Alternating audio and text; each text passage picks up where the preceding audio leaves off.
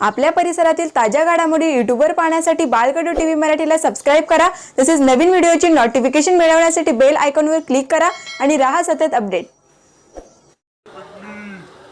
धावत्या एसटी बसला भीषण आग लागली, पण रिक्षा चालकाच्या सतर्कतेमुळे मोठी दुर्घटना टळली। बसमधील सर्व प्रवासी सुखरूप। ही घटना घडली कल्याण तालुक्यातील खडवली येथे। खडवली पडघा या नियमित फेरीवर असलेल्या भिवंडी एसटी महामंडळाच्या बसला अचानक सायंकाळच्या वेळी धावत असतानाच भीषण आग लागली। काही मिनिटांतच संपूर्ण बस जळून खाक झाली। मात्र याच वेळी मागून येणारे रिक्षाचालक शैलेश जाधव यांच्या लक्षात आलं की बसमधून धूर निघतोय।